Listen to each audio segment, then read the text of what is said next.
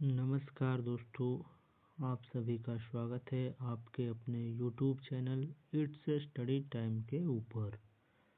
तो आज हम लोग पढ़ने वाले हैं भारतीय संविधान का निचोड़, भारतीय संविधान के बारे में। तो आइए हम लोग बिना देर किए हुए शुरू करते हैं भारतीय संविधान को।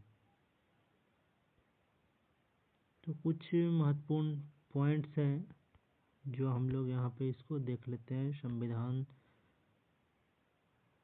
से रिलेटेड कुछ पॉइंट्स हैं। संविधान का निर्माण कैसे हुआ उसके बारे में। तो पहला है कैबिनेट मिशन का गठन। कैबिनेट मिशन का गठन कब होता है? तो जुलाई 1946 ईस्वी में कैबिनेट मिशन का गठन होता है। तो कैबिनेट मिशन का गठन जुलाई 1946 ईस्वी में होता है। तो इनके सदस्य कौन थे? तो 3 सदस्य थे, Stafford Cripps, Lord Pethick Lawrence और ए.बी. अलेक्जेंडर थे। 3 सदस्य थे, स्टैफोर्ड क्रिप्स, पैथिक लॉरेंस और ए.बी. अलेक्जेंडर थे। और इसमें कुल सदस्यों की संख्या 389 तय की गई थी। नेक्स्ट है संविधान सभा की पहली बैठक कब हुई थी? तो संविधान सभा की पहली बैठक 9 दिसंबर 1946 ईस्वी को दिल्ली में होता है। 9 दिसंबर 1946 ईस्वी को दिल्ली में होता है। काउंसिल के पुस्तकालय भवन में होता है। और इसके अस्थायी सदस्य कौन बने थे? तो अस्थायी सदस्य बुजुर्ग सदस्य थे, ये सच्चिदानंद सिन्हा उसी टाइम बने थे अस्थायी सदस्य। और अस्थायी सदस्य कौन बने थे? तो अस्थायी सदस्य राजेंद्र प्रसाद 11 दिसंबर 1946 ईस्वी को बने थे। संविधान सभा के अस्थायी सदस्य कौन थे? तो राजेंद्र प्रसाद 11 दिसंबर 1946 ईस्वी को चुना गया था। नेक्स्ट है उद्देश्य प्रस्ताव। उद्देश्य प्रस्ताव कौन लेकर आए थे? तो जवाहरलाल नेहरू। पंडित जवाहरलाल नेहरू जी 13 दिसंबर 1946 ईस्वी को उद्देश्य प्रस्ताव लेकर आते हैं। और उद्देश्य प्रस्ताव पेश करते हैं कब? तो 13 दिसंबर 1946 को पेश करते हैं। और इसकी स्वीकृति कब होती है? तो 22 जनवरी 1947 को इसकी स्वीकृति होती है। उद्देश्य प्रस्ताव की स्वीकृति 22 जनवरी 1947 ईस्वी को होती है। इसके बाद क्या होता है? प्रारूप समिति का गठन होता है 1947 ईस्वी में। 29 अगस्त 1947 ईस्वी को प्रारूप समिति का गठन होता है। और इसका अध्यक्ष भीमराव अंबेडकर जी को बनाया जाता है। इसके बाद है माउंटबेटन की योजना। तो 3 जून को माउंटबेटन की योजना आती है। 3 जून को माउंटबेटन की योजना आती है। हमारा देश बंटवारा 3 जून को माउंटबेटन की योजना आती है और देश अलग अलग हिस्सों में बंट जाता है। इसके बाद दोबारा संविधान सभा का पुनर्गठन कब होता है? तो 31 अक्टूबर 1947 ईस्वी को पुनर्गठन होता है संविधान सभा का। और इसका प्रथम वाचन कब से कब चला था? तो 4 नवंबर से 9 नवंबर 1948 ईस्वी। 4 नवंबर से 9 नवंबर 1948 ईस्वी तक प्रथम वाचन था।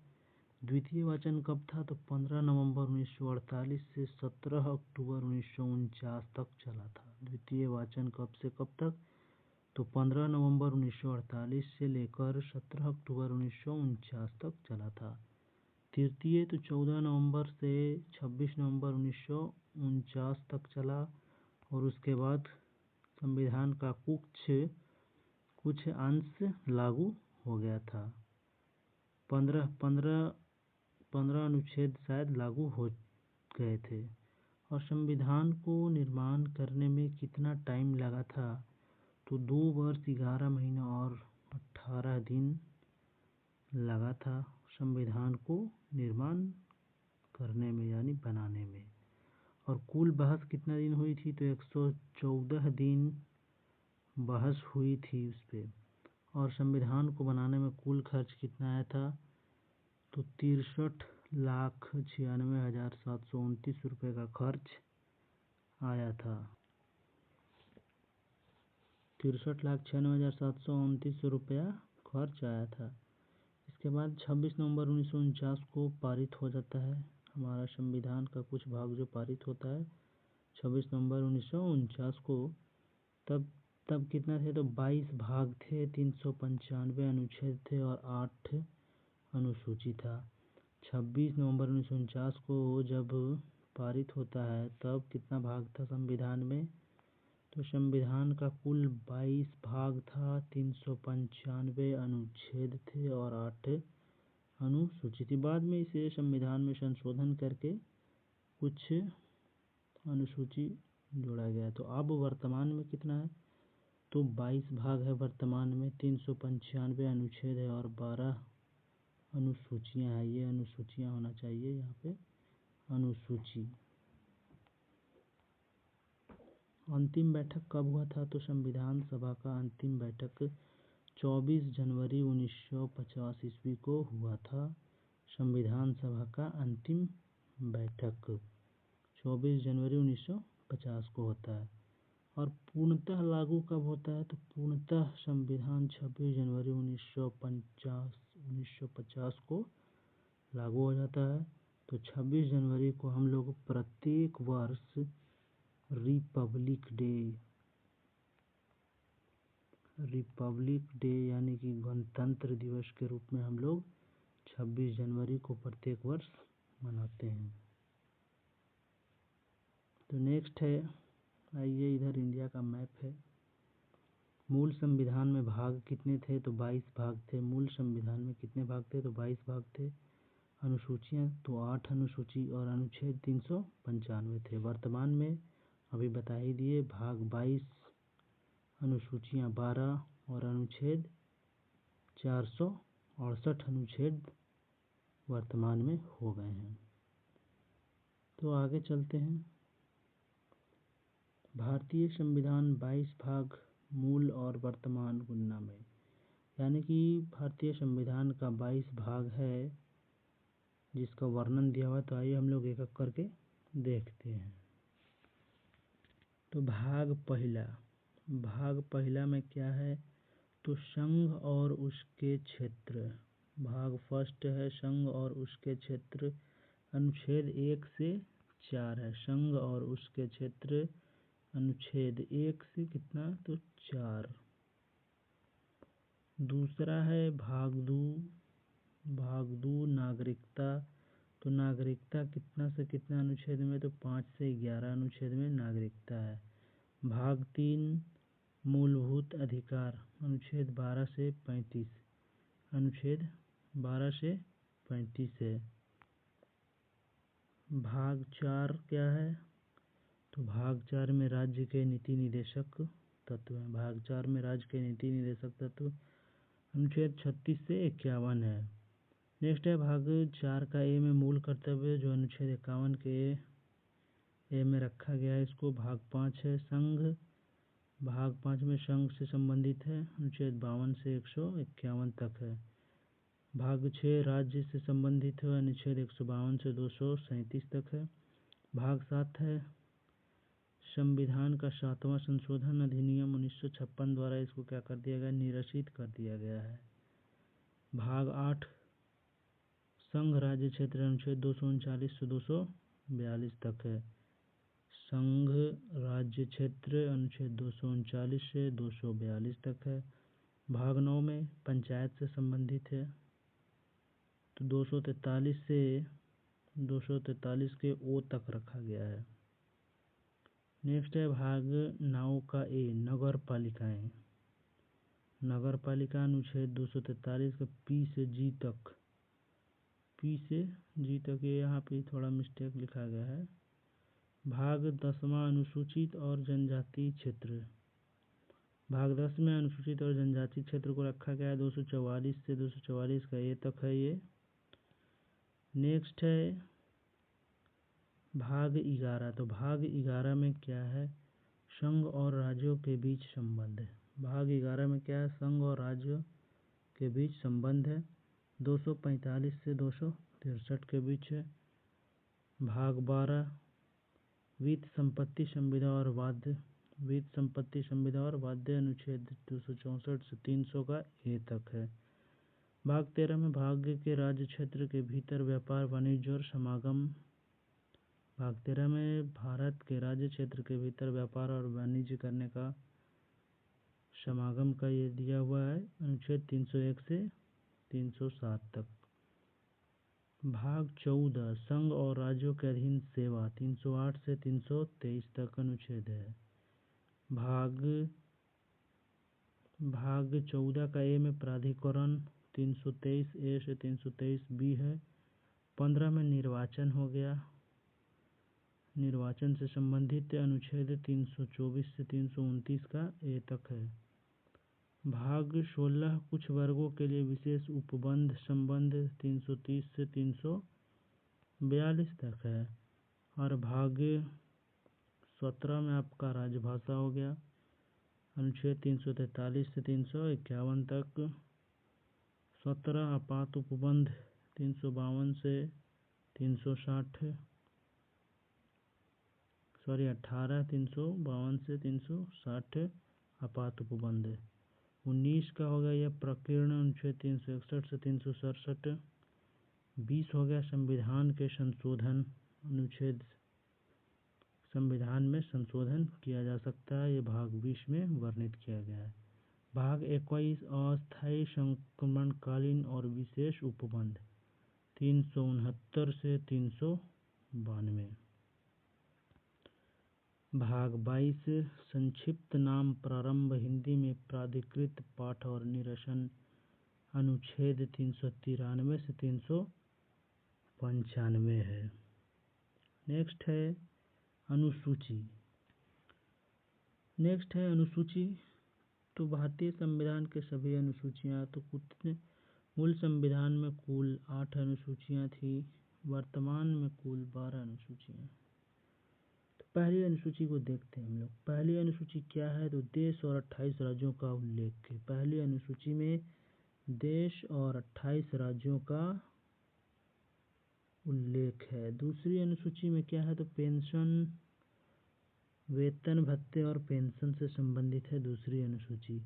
तीसरी अनुसूची शपथ संबंधित उल्लेख है। चौथी अनुसूची राज्यसभा की सीटों का उल्लेख है। पांचवी अनुसूची अनुसूचित जाति और जनजाति क्षेत्रों का प्रशासन का उल्लेख है। छठी अनुसूची असम, त्रिपुरा, मेघालय, मिजोरम का जनजातीय प्रशासन से संबंधित है।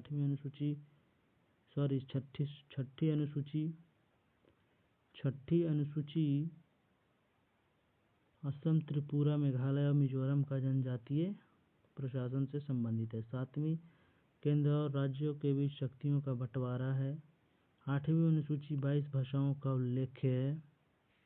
9वीं अनुसूची भूमि सुधार से संबंधित है। 10वीं दल बदल से संबंधित है। और 11वीं पंचायतों का प्रावधान है। 11वीं अनुसूची में पंचायतों का प्रावधान है और 12वीं में नगर निकायों का प्रावधान है। तो अब हम लोग अनुच्छेद को देखेंगे। आइए बारी बारी से एक एक महत्वपूर्ण अनुच्छेद को देखने वाले हैं। तो चलिए देखते हैं। पहला है भारत राज्यों का संघ होगा। अनुच्छेद फर्स्ट में क्या है, तो भारत राज्यों का संघ होगा। अनुच्छेद फर्स्ट में क्या है, तो भारत राज्यों का संघ होगा। अनुच्छेद 2 नए राज्यों का प्रवेश या स्थापना, नए राज्य का निर्माण हो सकता है या उसकी स्थापना हम लोग नहीं, मतलब स्थापना किया जा सकता है। अनुच्छेद 2 में ये कहा गया है। अनुच्छेद 3 राज्य का निर्माण तथा सीमाओं का नाम में परिवर्तन, यानी कि राज्य या सीमा के नाम में परिवर्तन किया जा सकता है। अनुच्छेद 4 में क्या है, तो पहली अनुसूची व चौथी अनुसूची के संशोधन तथा 2 और 3 के अधीन बनाई गई विधि यानी कानून बनाया जा सकता है, पहली अनुसूची और चौथी अनुसूची के संशोधन करके। अनुच्छेद 5 में क्या कहा गया है, तो संविधान के प्रारंभ पर नागरिकता, यानी कि 5 से नागरिकता का स्टार्ट होता है। छठा में क्या है, भारत से आने वाले व्यक्तियों को नागरिकता, यानी कि दूसरे देश से भारत आने वाले व्यक्तियों को नागरिकता मिलेगा। 7 पाकिस्तान जाने वाले को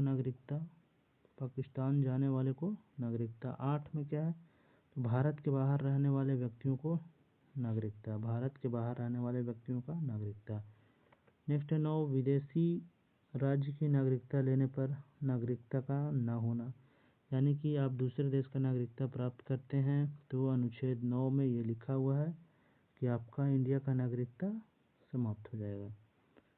अनुच्छेद 10 में क्या है तो नागरिकता के अधिकारों का बना रहना, यानी कि नागरिकता का अधिकार आपका बना रहेगा।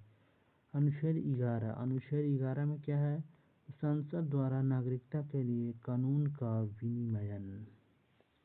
अनुच्छेद 11 संसद द्वारा नागरिकता के लिए कानून का विनियमन। अनुच्छेद 12 में क्या है तो राज्य की भाषा।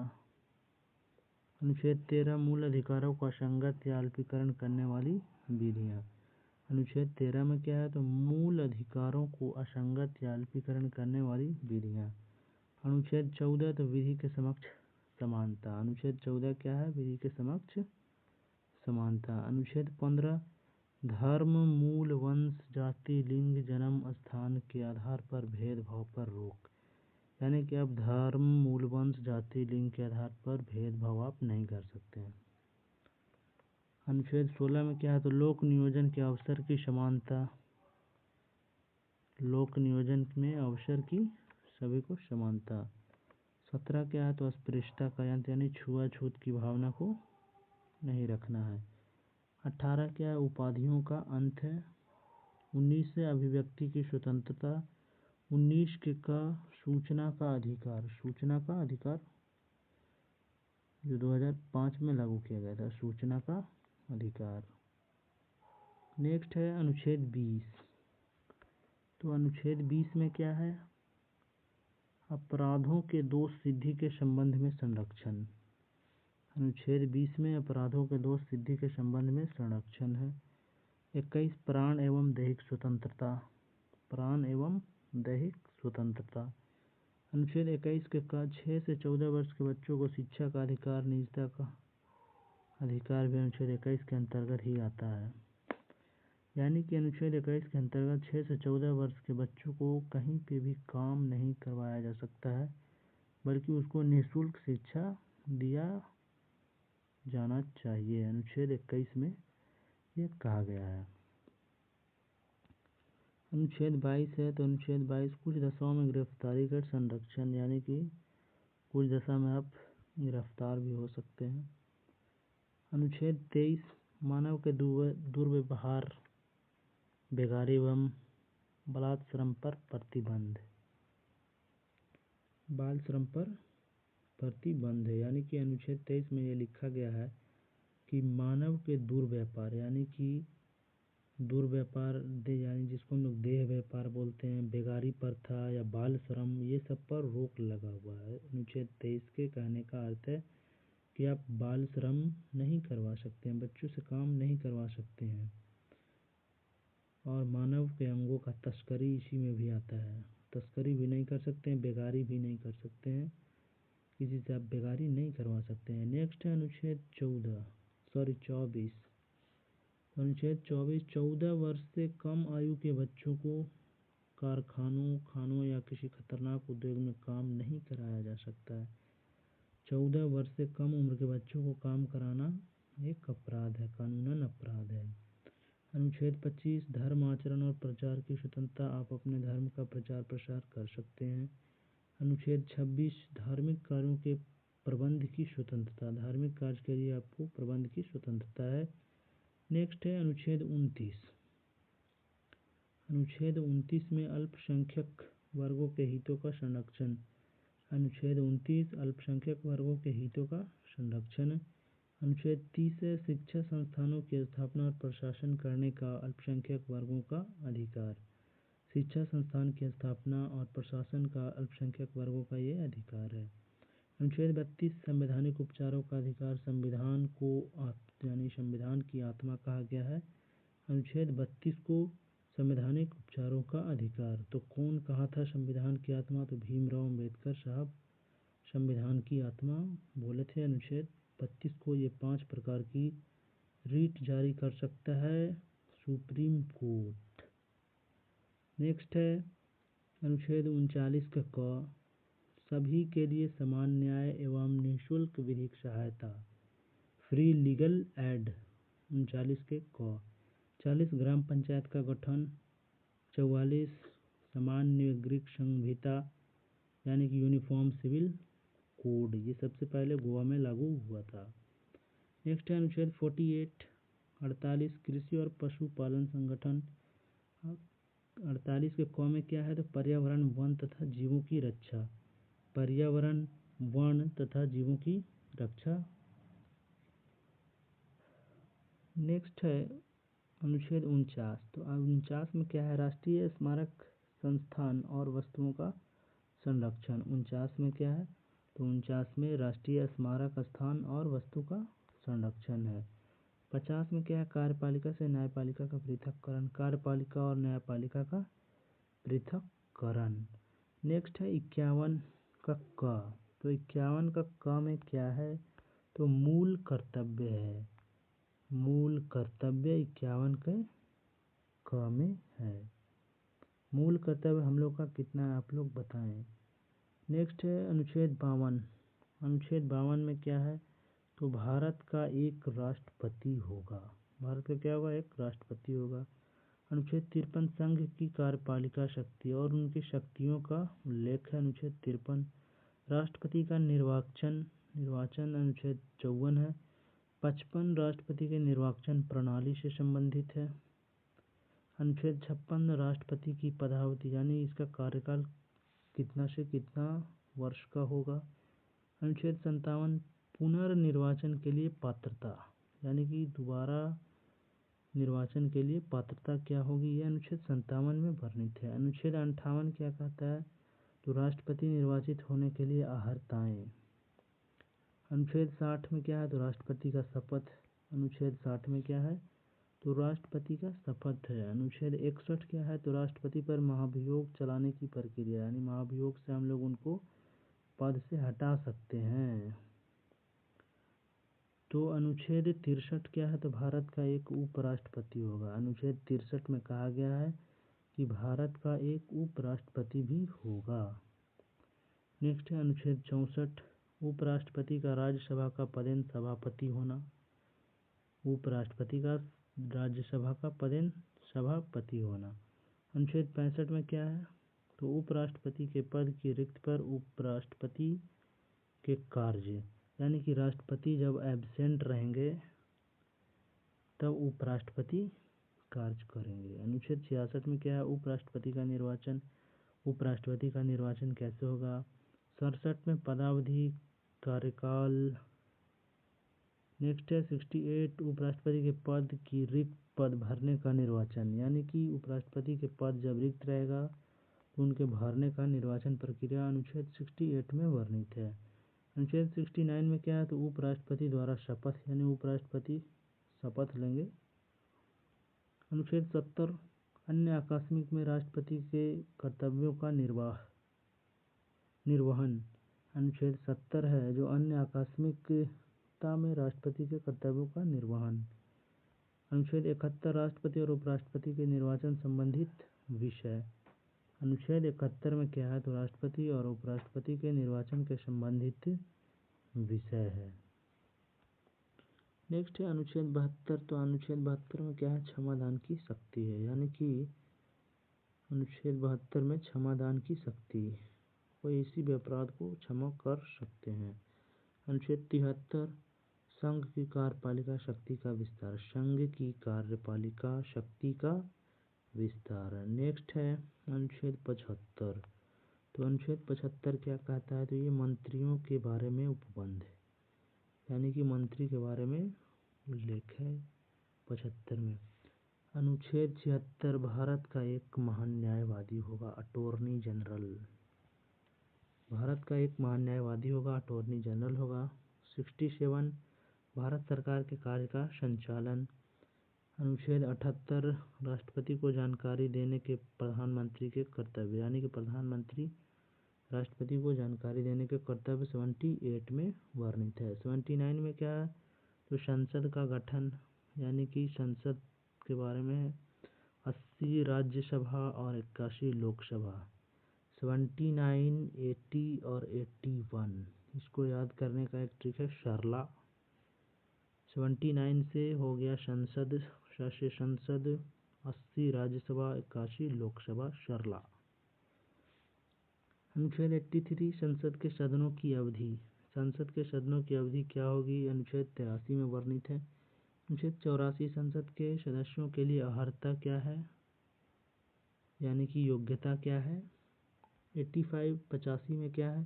तो संसद का सत्र, सत्रावसान और विघटन के बारे में।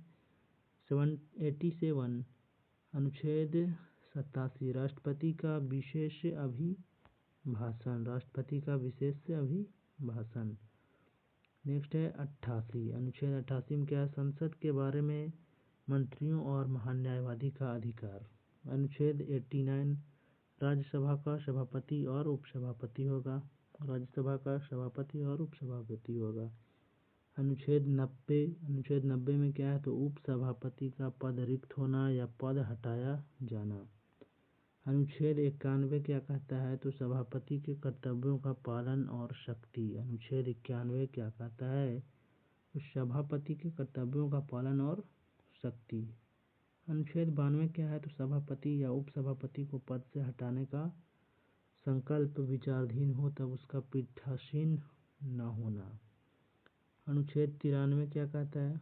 लोकसभा का अध्यक्ष और उपाध्यक्ष होगा। 94 क्या कहता है? तो अध्यक्ष और उपाध्यक्ष का पद रिक्त होना। अनुच्छेद 95 अध्यक्ष में कर्तव्य एवं शक्तियाँ। 96 अध्यक्ष उपाध्यक्ष को पद से हटाने के संकल्प हो तब उसका पीठासीन न होना। नेक्स्ट है 97 में क्या है? तो सभापति, उपसभापति तथा अध्यक्ष उपाध्यक्ष का वेतन और भत्ते के बारे में 97 में वर्णित है। 98 अनुच्छेद 98 क्या है? तो भारत का एक सचिवालय होगा, संसद का एक सचिवालय होगा।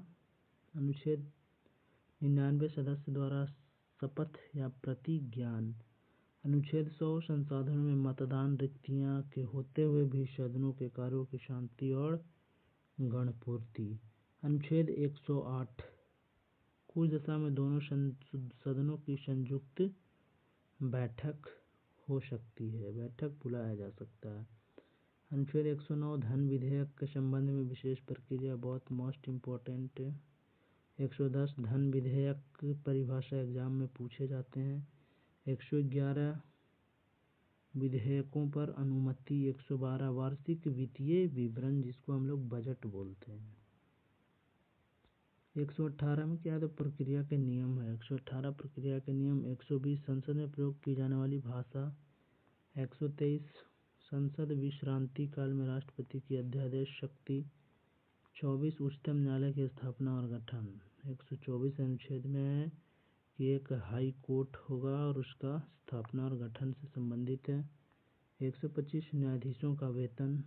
126 कार्य मुख्य न्यायमूर्ति की नियुक्ति।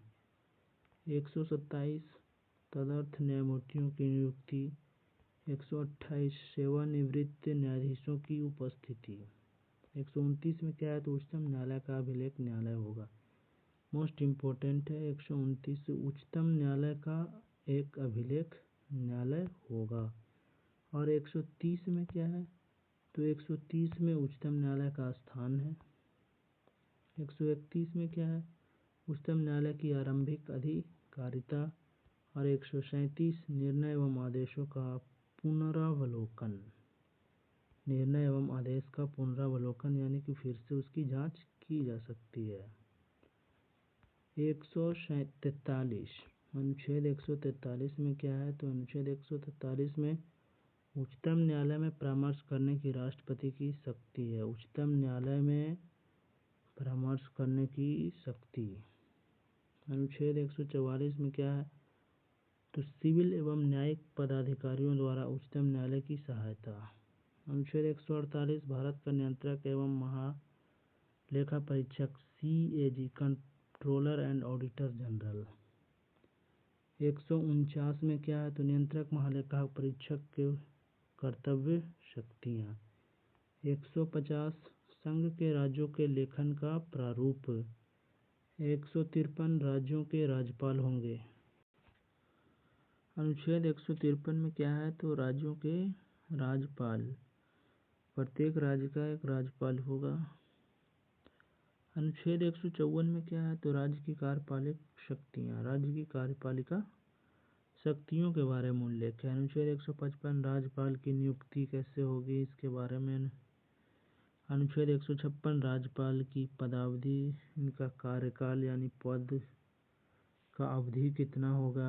157 राज्यपाल की अहर्ताएँ यानी कि कितने एज और क्या अहर्ताएँ होनी चाहिए, क्या योग्यता होनी चाहिए एक राज्यपाल होने के लिए। 158 राज्यपाल के पद की शर्तें, उनके शर्त क्या है। 159 राज्यपाल द्वारा शपथ का प्रतिज्ञान। 163 में क्या है तो राज्यपाल को सलाह देने के लिए मंत्री परिषद होगा। 164 मंत्रियों के बारे में अन्य उपबंध के बारे में दर्शाया गया है। अनुच्छेद 165 राज्य का महाधिवक्ता, राज्य का महाधिवक्ता होगा। 166 में क्या है तो राज्य सरकार का संचालन। 167 राज्यपाल को जानकारी देने के संबंध में मुख्यमंत्री के कर्तव्य। अनुच्छेद 168 राज्य के विधानमंडल का गठन। अनुच्छेद 170 विधानसभाओं की संरचना। अनुच्छेद 170 में विधानसभा की संरचना से संबंधित है। अनुच्छेद 171 विधान परिषद की संरचना। 170 में विधानसभा की संरचना। 171 विधान परिषद की संरचना। अनुच्छेद 172 में राज्यों के विधानमंडल की अवधि। 172 में क्या है तो राज्यों के विधानमंडल की अवधि है। नेक्स्ट है 176। 176 में क्या है तो राज्यपाल का विशेष अभिभाषण। 176 में क्या है तो राज्यपाल का विशेष अभिभाषण है। 177 सदनों के बारे में मंत्री और महाधिवक्ता के अधिकार। 178 में क्या है विधानसभा का अध्यक्ष और उपाध्यक्ष। अनुच्छेद 179 अध्यक्ष और उपाध्यक्ष पद रिक्त होना या पद से हटाया जाना। 80 में क्या है तो अध्यक्ष के पदों के कार्य व शक्तियाँ। 81 अध्यक्ष उपाध्यक्ष को पद से हटाने या कोई संकल्प पारित होने पर उसका पीठासीन न होना। 182 विधान परिषद का सभापति और उपसभापति। अनुच्छेद 183 सभापति और उपसभापति का पद रिक्त होना या पद त्याग से हटाया जाना। अनुच्छेद 184 तो 184 में क्या है सभापति के पद के कर्तव्यों का पालन व शक्ति। अनुच्छेद 184 में सभापति के पद के कर्तव्यों व पालन की शक्ति। नेक्स्ट है 185। 185 में क्या है तो सभापति उपसभापति को पद से हटाए जाने का संकल्प विचाराधीन होने पर उसका पीठासीन का न होना। नेक्स्ट है 186। 186 में क्या है तो अध्यक्ष उपाध्यक्ष सभापति और उपसभापति के वेतन और भत्ते से संबंधित है। अनुच्छेद 186। 187 क्या है तो राज्य के विधानमंडल का एक सचिवालय होगा। अनुच्छेद 188 सदस्यों द्वारा शपथ का प्रतिज्ञान है। 189 सदनों में मतदान रिक्तियां होते हुए भी कार्य करने की या गणपूर्ति। अनुच्छेद 199 धन विधेयक की परिभाषा। 199 में क्या है धन विधेयक की परिभाषा है। 2 विधेयकों पर अनुमति है और एक 202 में क्या है तो वार्षिक वित्तीय विवरण है। नेक्स्ट है 213। अनुच्छेद 213 में क्या है तो अनुच्छेद 213 विधानमंडल। विधानमंडल में अध्यादेश सत्यापित करने के लिए राज्यपाल की शक्तियाँ। नेक्स्ट अनुच्छेद 214 तो राज्यों के लिए एक उच्च न्यायालय होगा। 215 उच्च न्यायालयों का एक अभिलेख न्यायालय होगा। 216 उच्च न्यायालय का गठन। 217 में उच्च न्यायालय न्यायाधीश की नियुक्ति पद्धति एवं शर्तें। 221 में क्या है तो न्यायाधीशों का वेतन है। 222 एक न्यायालय से दूसरे न्यायालय में न्यायाधीशों का अंतरण। 223 कार्यकारी मुख्य न्यायमूर्तियों की नियुक्ति। और 224 में क्या है तो अन्य न्यायाधीशों की नियुक्तियाँ। और 226 कुछ रिट निकालने के लिए उच्च न्यायालय की शक्तियाँ। 226 कुछ रिट निकालने के लिए उच्च न्यायालय की शक्तियाँ। अनुच्छेद 231 में क्या है? 202 या 2 से अधिक राज्यों के लिए एक ही उच्च न्यायालय की स्थापना हो सकती है। अनुच्छेद 233 जिला न्यायाधीशों की नियुक्ति। अनुच्छेद 241 तो संघ राज्य क्षेत्र के लिए एक उच्च न्यायालय। 243 नगर पंचायत पंचायत नगर पालिका एवं सहकारी समितियां 243 में है। अनुच्छेद 244 में क्या है? तो अनुच्छेद क्षेत्रों व जनजाति क्षेत्रों का प्रशासन। अनुच्छेद 248 अवशिष्ट विधायी शक्तियाँ। अवशिष्ट विधायी शक्तियाँ कितना है? 248 है। नेक्स्ट है 252। 252 में क्या है? 2 या 2 से अधिक राज्य के लिए सहमति से विधि बनाने की संसद की शक्ति है। 254 संसद द्वारा बनाई गई विधियों और राज्यों के विधानमंडल द्वारा बनाए गए विधियों में असंगति। नेक्स्ट है 256। 256 क्या कहता है? अनुच्छेद 256 में राज्यों की और संघ की बाध्यताएं राज्यों की और संघ की बाध्यताओं का उल्लेख किया गया है 256 में। 257 क्या है? तो 257 में कुछ दशाओं में राज्यों पर संघ का नियंत्रण है। कुछ दशा में राज्यों पर संघ का नियंत्रण हो सकता है, इसका उल्लेख 257 में। 262 अंतर राज्य नदियों या नदी दूनों के जल संबंधी विवादों का निर्णय 262 में है। 263 में क्या है? अंतर्राष्ट्रीय विकास परिषद का गठन। अंतर्राष्ट्रीय विकास परिषद का गठन। 263 संचित निधि इम्पोर्टेंट 266 संचित निधि 266 आकस्मिकता निधि 267 संघ द्वारा उद्गृहित और संग्रहित किंतु राज्यों को सौंपे जाने वाले कर 269 है। 270 में क्या है? तो संघ द्वारा इकट्ठे किए गए संघ और राज्य के बीच वितरित किए जाने वाले कर। 280 क्या है? तो वित्त आयोग है इम्पोर्टेंट। 280 वित्त आयोग। 281 वित्त आयोग की सिफारिशें। 292 भारत सरकार द्वारा उधार लेना। 93 राज्य द्वारा उधार लेना। 92 भारत सरकार द्वारा उधार लेना। 93 राज्यों द्वारा उधार लेना। और 300 में क्या है? तो संपत्ति का अधिकार है इम्पोर्टेंट क्वेश्चन। 301 अनुच्छेद में क्या है? व्यापार वाणिज्य और समागम की स्वतंत्रता। 309 राज्य की सेवा करने वाले व्यक्तियों की भर्ती और सेवा की शर्तों। 310 संघ या राज्य सेवा करने वाले व्यक्तियों की पदावधि। नेक्स्ट है 313 संक्रमणकालीन उपबंध। 315 संघ राज्य के लिए लोक सेवा आयोग। 315 संघ राज्य के लिए लोक सेवा आयोग। और अनुच्छेद 316 सदस्यों की नियुक्ति एवं पदावधि। नेक्स्ट है 317। 317 में क्या है? तो लोक सेवा आयोग के किसी भी सदस्य को हटाया जाना या निलंबित किया जाना। अनुच्छेद 317 में ये वर्णित है कि लोक सेवा आयोग के किसी भी सदस्य को हटाया जा सकता है या निलंबित किया जा सकता है। अनुच्छेद 320 लोक सेवा आयोग के कृत्य।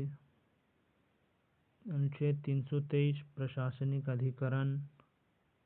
323 अन्य विषयों के लिए अधिकरण। अनुच्छेद 324 निर्वाचनों के अधीक्षण निर्देशन और नियंत्रण का निर्वाचन आयोग में निहित होना। 329 निर्वाचन संबंधी मामलों में न्यायालय के हस्तक्षेप का वर्णन। अनुच्छेद 330 लोकसभा में अनुसूचित जाति अनुसूचित जनजाति के लिए स्थानों का आरक्षण। 330 में 31 में क्या है? तो लोकसभा में अंगल भारतीय समुदाय का प्रतिनिधित्व। अनुच्छेद 332 में क्या है? तो राज्य की विधानसभा में अनुसूचित जाति और अनुसूचित जनजाति के लिए स्थानों का आरक्षण है। तो 332 में 33 क्या? राज्य की विधानसभा के अंगल भारतीय समुदाय का प्रतिनिधित्व। 33 और संघ की परिभाषा 343 में है। संघ की परिभाषा अनुच्छेद 344 में क्या है, तो राजभाषा के संबंध में आयोग और संसद की समिति 344। 50 में क्या है, तो प्राथमिक स्तर पर मातृभाषा में शिक्षा की सुविधाएं। प्राथमिक स्तर पर मातृभाषा में शिक्षा की सुविधाएं 350 के को। 351 में क्या है, तो हिंदी भाषा के विकास के लिए निर्देश। 351 में हिंदी भाषा के विकास के लिए निर्देश है। नेक्स्ट है 352।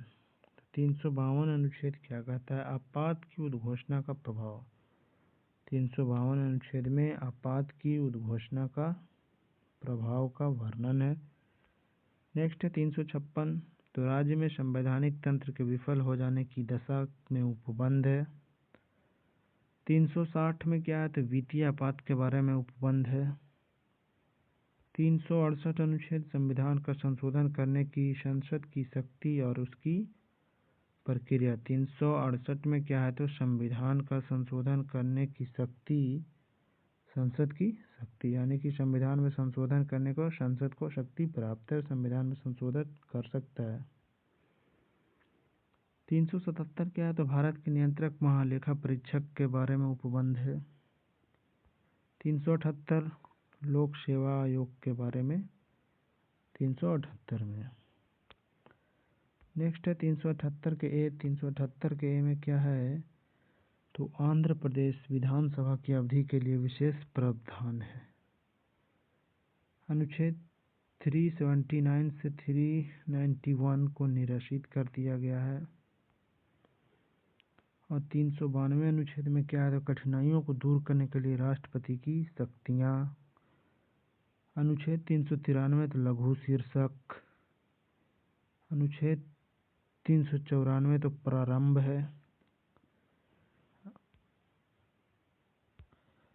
394 में क्या है, तो प्रारंभ है। किसके बारे में है, तो राष्ट्रपति अपने अधिकार के अंतर्गत इस संविधान का हिंदी भाषा में अनुवाद कराएगा।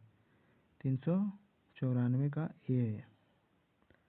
394 के ए में क्या है, तो हिंदी भाषा में आधिकारिक पाठ।